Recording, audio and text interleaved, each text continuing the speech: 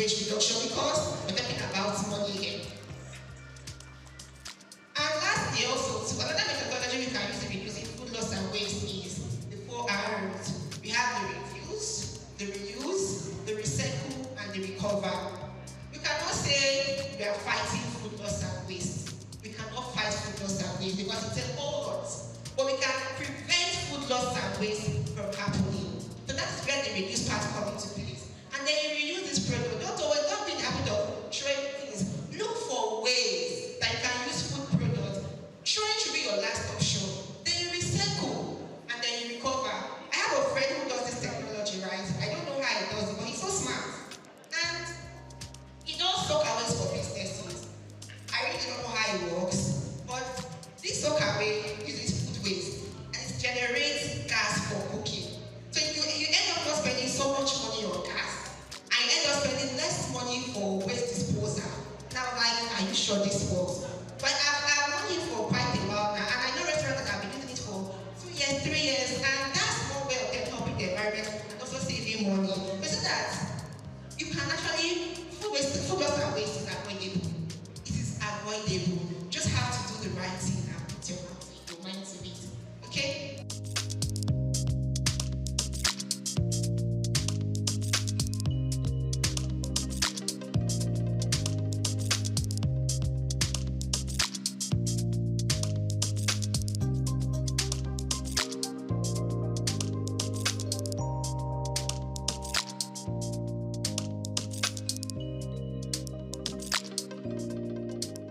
Source of deliciousness. We've been in existence since 1909. Did you know that? So for those who don't know, some people just scream, eh? We are an ancestor brand. Thank you very much. You see, this is what we know how to do the best. Bring deliciousness to homes, to your meal time.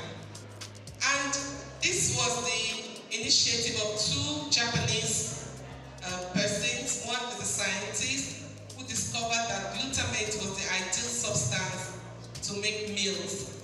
And then the other one, an entrepreneur who has the money to start the business.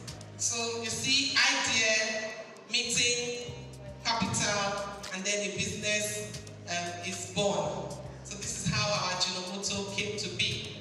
By the way, it's a Japanese brand, and Japan products are quality products. I re-emphasize, quality products. So we've been in Nigeria since 1991, and what are we doing? We are founded on the aspiration to contribute to well-being of the human being, well-being of the society, well-being of the planet through amino science. Amino science is the technology and the specialty of the Ajinomoto Group. The NAFDAC people here know us, we are registered. The SON people here know us, we have your man cap. So we are very regulated and very compliant. So what is Ajinomoto? My targets are here, the caterers are here, LSCDA, and my other catering group. Yes, ma'am. Thank you very much. So these are my targets, and I know restaurant people are here who use it. The people used to say that all those big restaurants, they use Ajinomoto, but they hide it. So I want to ask, what do you gain if you don't use Ajinomoto cook? And what do you gain if you don't use that cook? You still they hide them. Tell people the source of your deliciousness, because you understand that it is safe. It is made from sugar cane. It helps you to reduce salt in your food. People call it magionio, thinking because there may be salt. What salt? It is a product that has glutamate, and glutamate is an essential amino acid which gives the taste of umami. Umami is not sweet, not bitter, not sour, not salty, but delicious. That is the fifth taste, in case you don't know. We don't have only 4 taste sensations now, we have 5. The taste of tomatoes. It's not sweet, not sour, not salty. Every speaker has talked about tomatoes now. It is a taste to make almost every meal. And so it is not sweet, not bitter, not sour, not salty, but it gives that umami taste. That's the 5th taste around the world, and it's not different to Nigeria. And that's the taste of our Ajinomoto. Ajinomoto is produced through a fermentation process of sugar-based sugarcane, beets, cassava, maize. So all of these are products through which Ajinomoto is made. And then it is made up of, our MSG is made up of simply sodium, glutamate, and water. This is it. And it contains 1/3 of the amount of sodium in table salt. So if you think your food is not delicious enough, you're just adding salt, you're adding to your hypertension. Yes, so why don't you use Ajinomoto? And it helps you to promote that deliciousness that you want in your meal. That's what we are talking about. So it is used around the world to bring out deliciousness. You are what you eat. All of us agree to that, right? It's consume that forms you.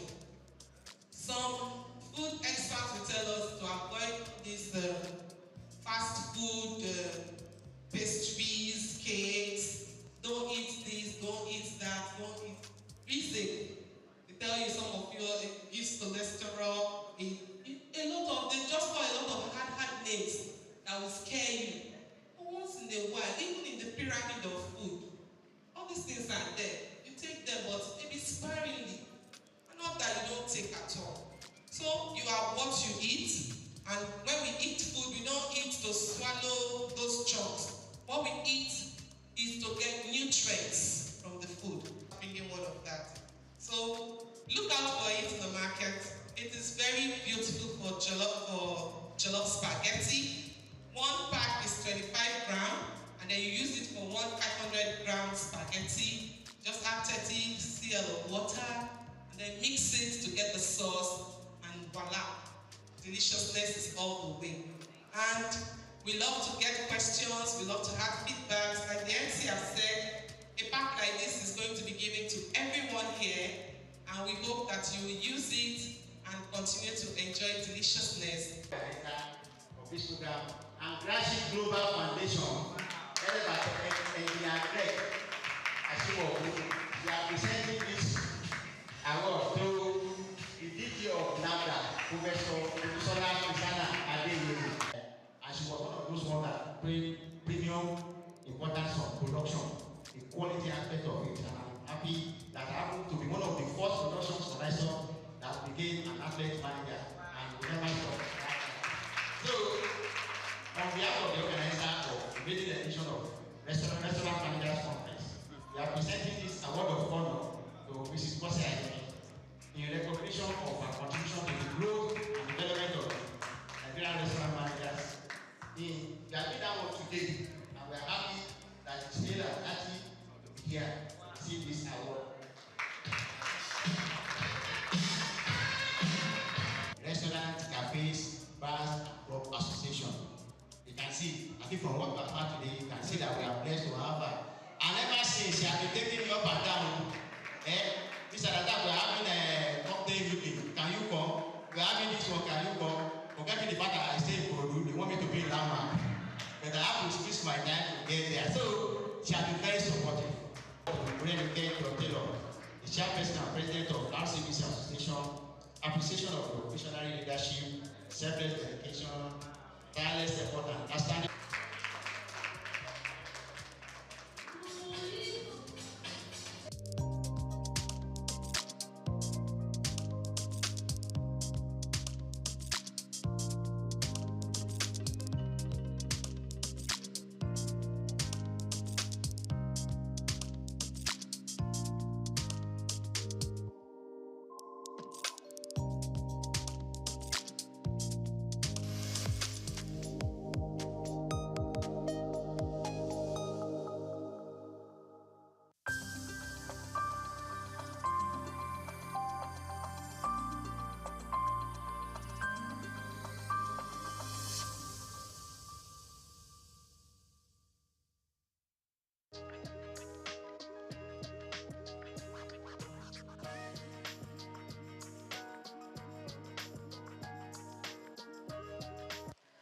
My name is Muiba Wonu Folami, an indigenous of Lagos State, Ikorodu, to be specific.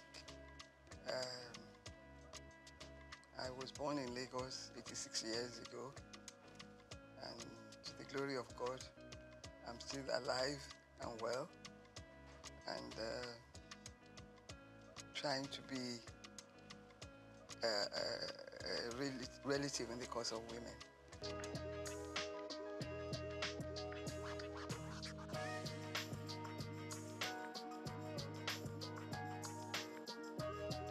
I attended primary school. I started at Ansarudin Alakuru School, from there to CMS Girls School, and then Queen's College, Lagos.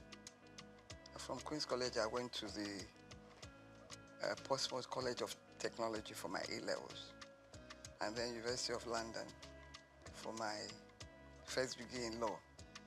The same university for my master's degree in law. I had, between obtaining my master's and my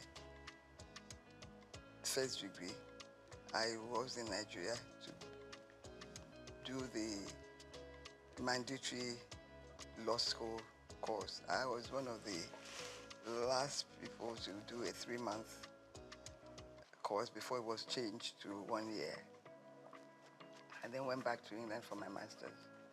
And from there to lecture at the University of Zambia.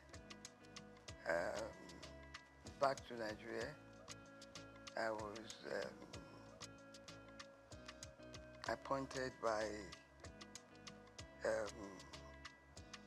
Dr. Taslim Elias, the CJ of Nigeria, to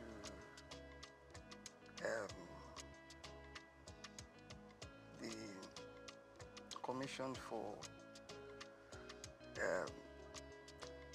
Advance Notice to Lawyers of Developments in Law.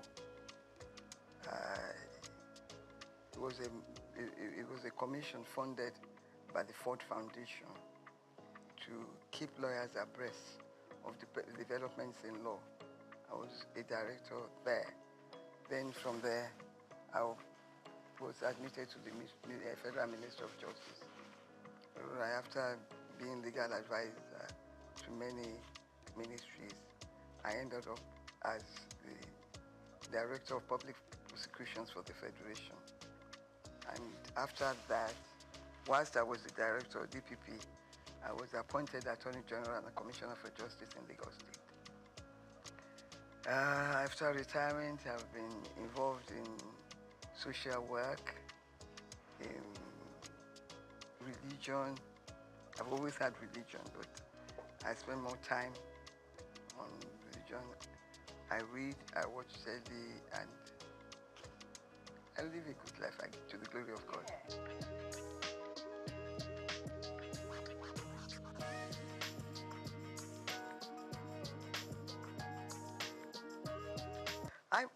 You see, when you begin to think that it was not until 2007 that women started to get equal pay in tennis tournaments. And it was something that was fought for. Little things like that does not add to equality. But when it was done, it may be small, but at work, even at work in employment, women are still discriminated against. And most women do 2 jobs. They look after the home, and they do the normal work that a man does in an office. Why I fail to understand this inequality in the treatment of women is that the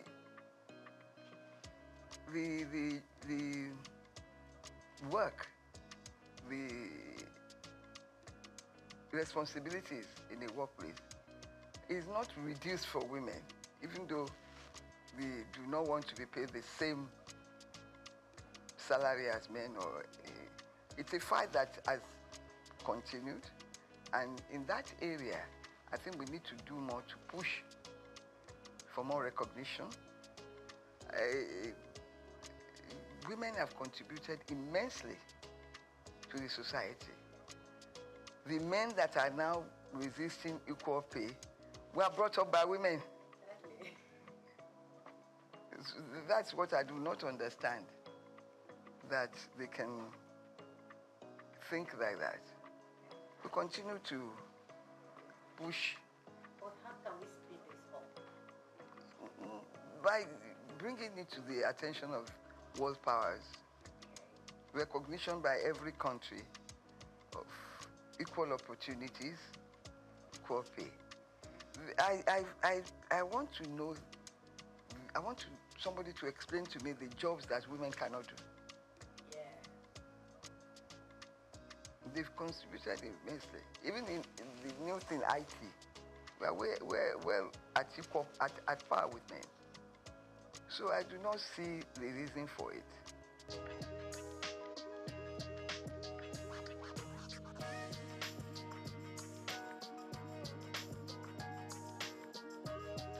Unfortunately, I did not experience it, because when I left university, I practiced law briefly in my uncle's chambers before I went to University of Zambia as a lecturer. There, my position was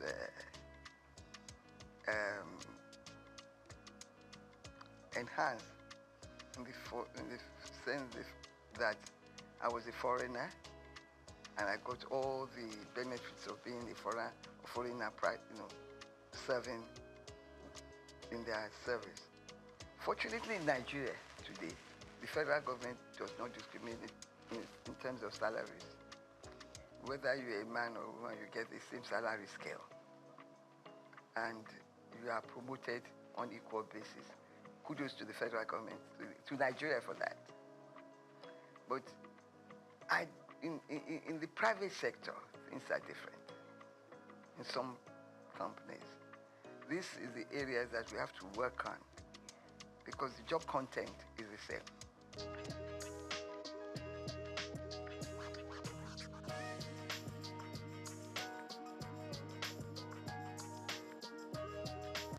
Some of these facilities are available in Nigeria.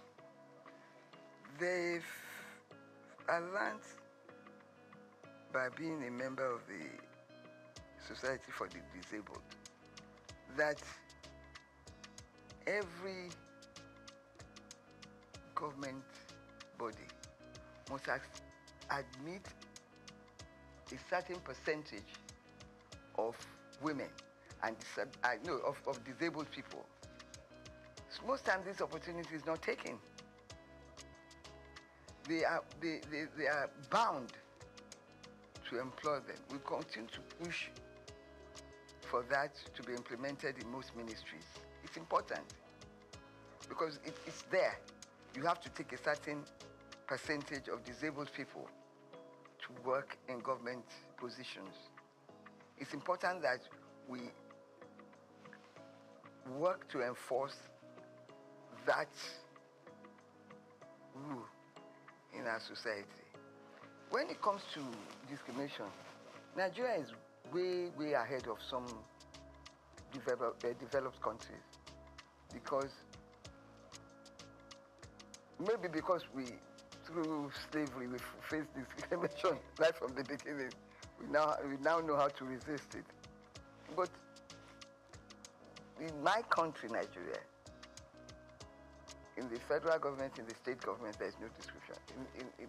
It may happen in private organizations, but they must continue to push to let them understand that the job content is the same.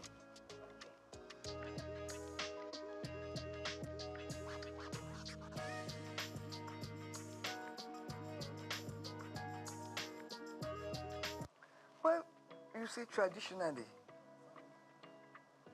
under our culture, women are in the other room. To borrow the quotation. Yeah. That's our society, that's our culture. it's going to take a long time to evolve.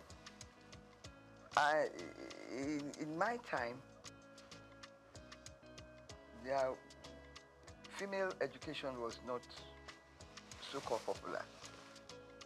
It's only the educated few that strove to send their children to school, their girl child to school. They end up trading with their mothers or going to market and getting married off early. But as education began to rise in our community, its value was seen by my parents and others of their contemporaries to educate the girl child. And I believe the society is benefiting from that. Amen. So we must continue to push for the education of women, of girls.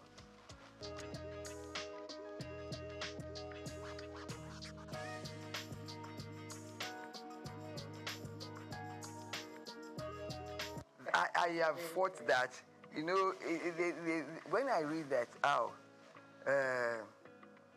the certain state government has appointed look at our National Assembly, 4 women in the Senate. Isn't that shameful? And that is the society. We have to continue to push women up. Let these political parties know that we want women. Let us organize ourselves to continue to vote for women massively. I give kudos to our governor, Babajide Sanwo-Olu.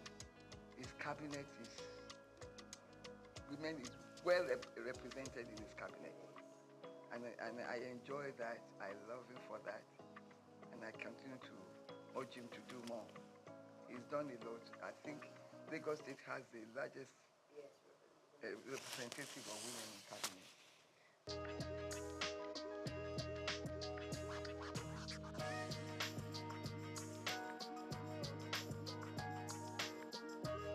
First of all, they have to project themselves in their office space, their workspace. Let everybody know that they are equal to the task. Let us organize. There's a lot of society groups and societies that cater for the interest of women. I believe now violence against women is reducing in the society because there are sanctions for such behavior. I must say that speaking to the organization in charge of violence against women, I was amused to learn that some men come there to complain and that they are also being violated and abused. Yes, it's a two-way thing. It's a two-way thing. So that is reducing our society. Education of the girl child is important.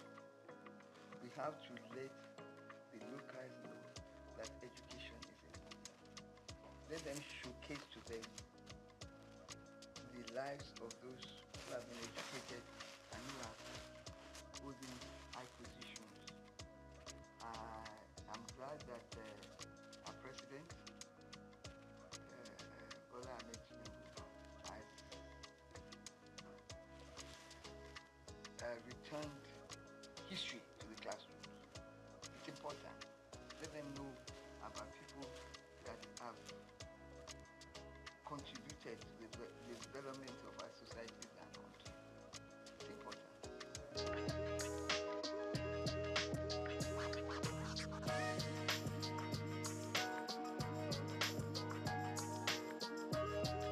Yes, it's education. It's education. Once people are educated and they know that there is nothing a man can do that a woman cannot do when it comes to the workplace. We have women engineers, miners, and all of that. Give me a job specific. that a woman cannot do, then I change my views. So the moment you begin to upgrade education, let government now continue to vote more for education. I don't believe we are doing enough. There is a UN convention, and I think Nigeria is part of that convention, that a certain amount of a nation's income should be devoted to education. I'm not sure whether Nigeria is complying with that. But some states are better than others. And we must, education, I believe in education of the girl child. Some states now are taking children, girls off the street. Walking is completely prohibited. Things like that will help.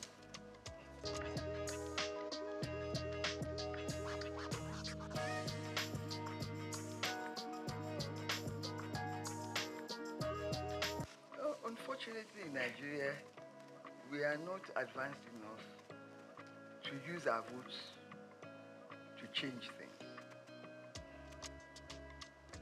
We are still not voting for individuals. We are voting for parties, irrespective of performance. Education will help.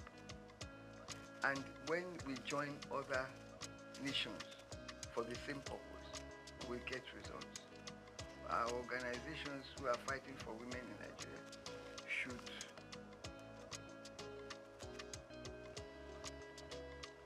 join worldwide organizations to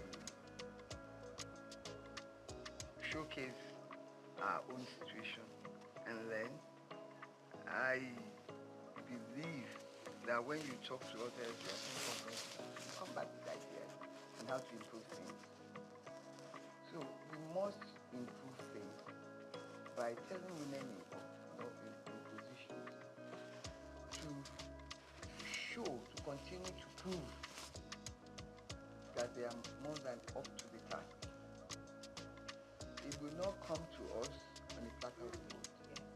We must show by our actions and behavior that we are up to the task.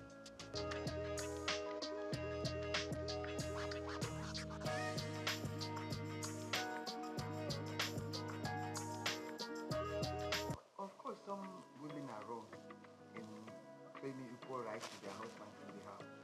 I completely abhor that behavior. Even though they are husband and wife, the man in my culture remains the head. He should be respected. His views should be respected. It's only now the condition of living is so high that you join the two incomes together to run the house. In the past, it was the men that ran the house to pay for everything. Maybe some of these women are thinking that because they are contributing a quota to the development, that they have equal rights. Yes, they have equal rights in the upbringing of the children, in their homes and everything. But respect is important. That will keep the home, and the children will learn and imbibe it into their own children too. Equal right does not, in my view, mean that you can be good, can not submit to your husband's wishes. Equal rights means something differently. Respect comes out of it. It's important.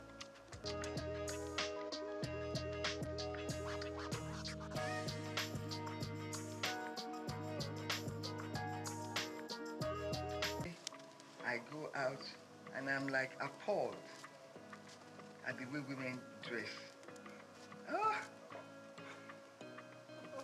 There's a competition to show as much of your body, to do that much as your as much of your body that you can. It's absolutely disgusting.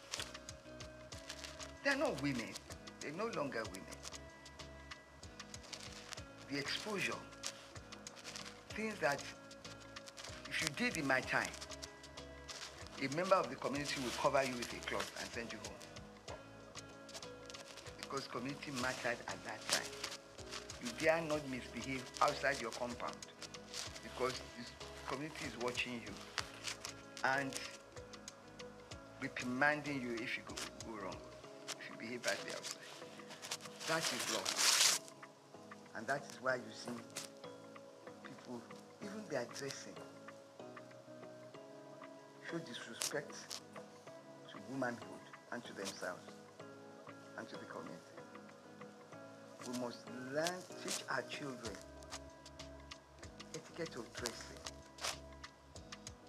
speech, how to think and speak in a decent manner. We don't have it anymore. We're losing it, and it's shameful because people are appreciating naked women on the streets.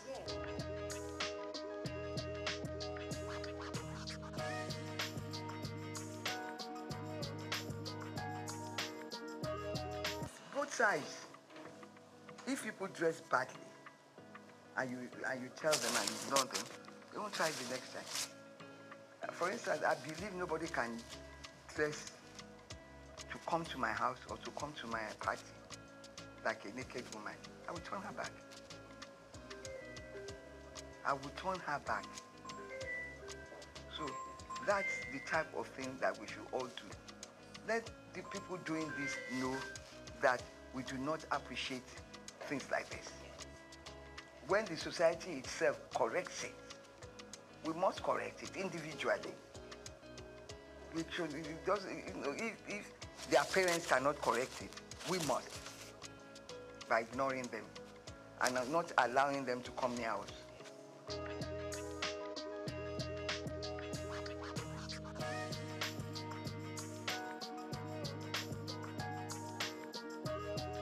Show our women that have contributed to the society.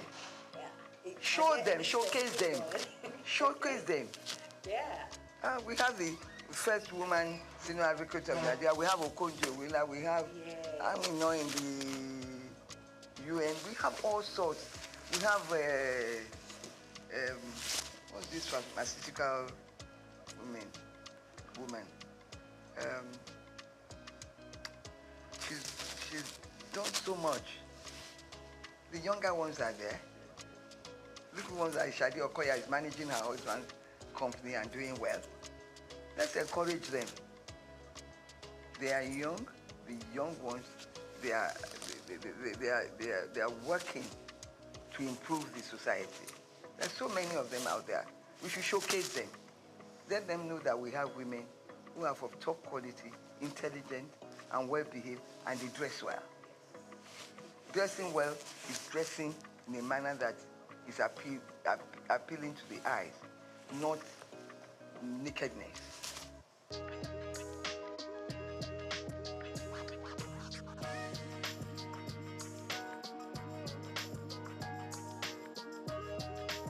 That's my darling, this new CJN of Nigeria.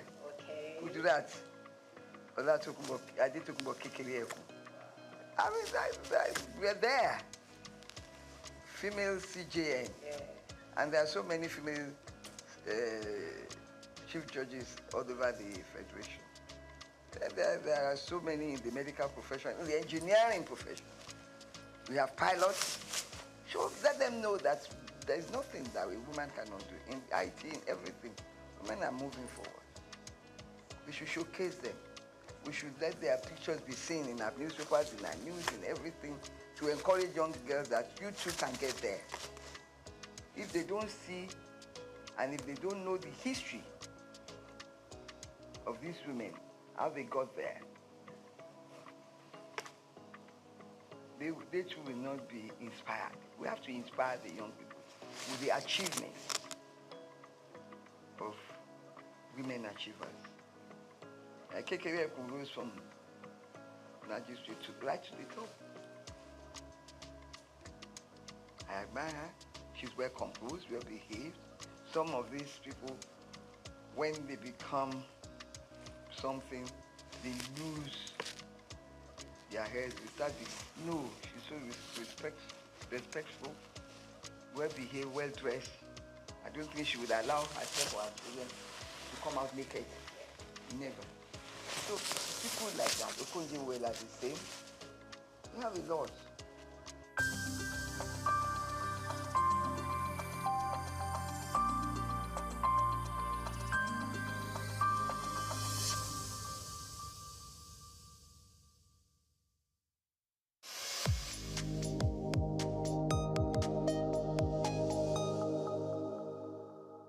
At the Africa Development Studies Center, ADSC, we are committed to driving sustainable growth and development across Africa through innovative training and research. Our mission, empowering leaders, policymakers, and professionals with the tools they need to create lasting change. With customized training, dynamic research programs, and study exchanges on leadership, management, and other critical development topics, ADSC offers a platform for exchanging cutting-edge ideas and global best practices. We provide comprehensive services in research and consultancy, capacity building and training, education programs, publishing and knowledge sharing. Our esteemed faculty, composed of seasoned experts and researchers, ensures a learning experience that is insightful and practical. We specialize in policy development, implementation strategies, and monitoring and evaluation. At ADSC, learning is engaging and enjoyable.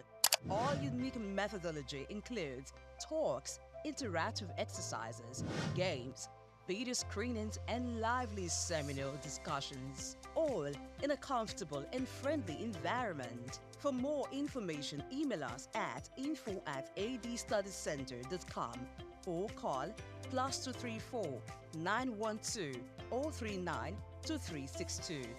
Visit our website www.adstudiescenter.com to explore our programs and upcoming events.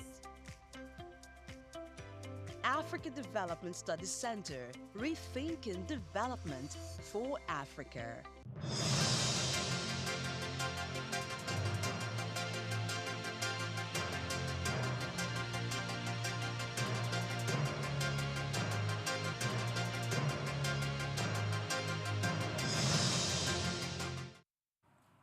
Hello and welcome to the Midday News on Souq News Television, where we bring you developmental stories.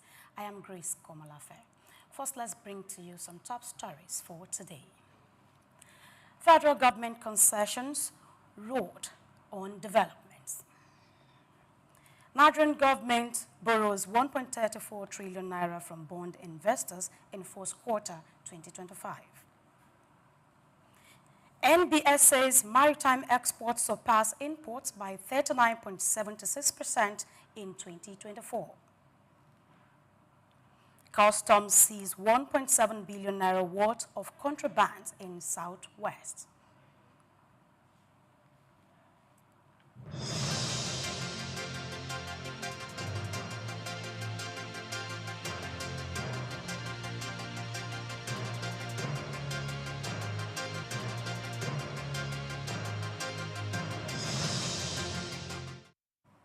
Thank you for joining us, and now we'll bring you the news in details. The federal government plans to concession major highways under the Management and Development Initiative to improve road infrastructure. Finance Minister Wale Edun disclosed this during a virtual meeting in Abuja, emphasizing that the initiative aims to attract private sector investment for better road maintenance and expansion. Edun highlighted Nigeria's recent economic progress, stating that the economy grew by 3.84% in fourth quarter 2024, nearing the 3.4% annual target. He noted that inflation had eased, while lower petroleum and energy costs contributed to economic stability. He also revealed that government revenues increased by 20% in 2024, with a decline in budget deficit and improved debit servicing. Edun stressed the government's focus on infrastructure, housing, and agriculture to drive growth, while reiterating plans for tax reforms and increased private sector participation. And now on agriculture, federal government has allocated 10 billion naira to support commercial agriculture in 10 Nigerian universities to boost agricultural research, enhance food security, and promote self-reliance. That Fund Executive Secretary Sonny Echono announced this on Thursday at Joseph Sawang Taka University, Makurdi, known as Jostom. Echono said President Bola Tinubu directed the selection of universities which vast land for commercial farming, emphasizing that modern agricultural techniques could help Nigeria achieve food sufficiency, citing the U.S. as an example. He confirmed that Jostom would benefit from the initiative. And Minister of Education, Dr. Tunji Alausa, praised Jostom for effectively using TET fund resources, and he urged other institutions to prioritize infrastructure development. He also announced that additional funding would be released in September 2025 for further improvements. And away from that, we move to bond. Analysts of bond auctions results released by the Debt Management Office have shown that the federal government borrowed a total of 1.94 trillion naira from bond investors in the first quarter of 2025. The figure represents the total amount allotted to investors who participated in the monthly FGN bond auctions for January, February, and March 2025. However, the amount was raised through federal government of Nigeria's bonds over the 3 months and does not include borrowing through the FGN savings bond program. The government had initially offered 1.10 trillion naira in bonds over the quarter, but ended up allotting 1.94 trillion naira, following strong investor interest that pushed total subscriptions to 2.8 trillion naira. Moving ahead, House of Representatives has stated that the Financial Reporting Council Act 2023 remains operational until amended by the National Assembly. Spokesman of the House, Akin Rotimi, made the declaration in a statement issued in Abuja. According to him, the House has observed with concern reports attributing remarks to the Minister of Industry, Trade and Investment, Jumoke Oduwole, following the ministerial consultative meeting held on March 26, 2025, with the Organized Private Sector and the Finance and Reporting Council Amendment Act 2023. He noted that a session of the media had misinterpreted her comments, suggesting she had directed a pause on certain provisions of the Amendment Act. Rotimi therefore said any concerns regarding specific provisions of the Act should be formally brought before the legislature for deliberation and possible legislative review. And now President Tinubu will mark his 73rd birthday with a special prayer session at the National Mosque in Abuja on Friday, focusing on spiritual reflection and prayers for Nigeria's peace, progress, and prosperity, according to his special advisor on information and strategy, Bayo Ononuga. Tinubu expressed gratitude for the support of Nigerians and the opportunity to lead, urging unity and divine guidance to address national challenges. He encouraged citizens to join in prayers and reaffirmed his commitment to economic recovery, security, and national development. As his administration nears its second anniversary, Tinubu pledged to continue fostering democratic growth and economic stability, urging Nigerians to remain hopeful and work towards a building stronger nation. We'll bring you more stories, but in the meantime, NDIC urges increased financial literacy among youth.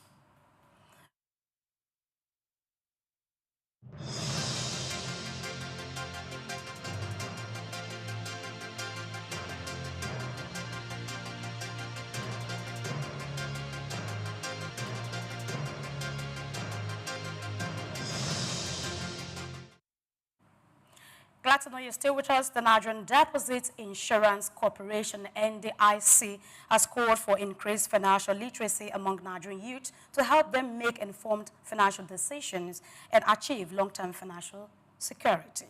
Senior Manager in the Insurance and Surveillance Department, Madina Mustafa, stressed the importance of early education on savings, budgeting, responsible spending, and investment. She highlighted the NDIC's role in promoting public confidence in the banking system through deposits, insurance, coverage for licensed financial institutions, including commercial, microfinance, and non-interest banks, with limits designated to protect small depositors. Mustafa also emphasized the corporation's commitment to protecting depositors, encouraging sound risk management, and ensuring the stability of Naira's financial system.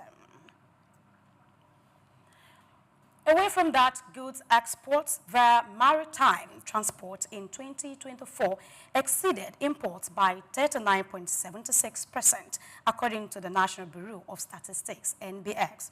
Maritime exports totaled 78.37 trillion naira, significantly higher than 52.37 trillion naira in imports. This reflects a sharp increase from 2023, when maritime exports stood at 36.22 trillion naira, only 11.78% above imports of 32.19 trillion naira. Despite the 20.8 trillion naira trade surplus from maritime, air and road transport recorded higher imports than exports. Air cargo imports in 2024 were 167.85% higher than export, with 3.68 trillion naira worth of goods imported compared to 321.6 billion naira exported. Road imports also exceeded exports by 70.20%, with 273.71 billion naira exported and 131.48 billion naira imported. Kingsley Chikeze, president of the Importers Association of Nigeria, attributed the preference for air cargo to its speed for transporting time-sensitive goods like textile and pharmaceuticals, while maritime shipping, though slower, remains cost-effective for bulk items like cement and tiles. And now, industry leaders and agricultural experts in Nigeria are calling for large-scale technology adoption, affordable credit access, and a system-based approach to drive agricultural productivity and ensure food security. This was highlighted during a recent Future of Agriculture conference with the aim to combat rising hunger, reduce reliance on imported food, and make the same sector more viable, especially for smallholder farmers. The managing director of Baban Guna, Kola Masha, identified agri-finance as a critical gap, emphasizing that high lending rates, often exceeding 30%, make farming unsustainable. He proposed adopting innovative models like banking as a service, BaaS, to connect banks with farmers, improving access to essential inputs and strengthening the agricultural value chain. And now in Lagos, earlier today on Souq News flagship morning program, Front Burner, one of the spotlights was on rebuilding trust in Nigeria's system. Featuring a lawyer and executive director at Sterling Law Center, Deji Ajare, he emphasized the need for transparency in the judiciary processes, stating that clear and open procedures would foster discipline and drive meaningful progress within the judiciary system.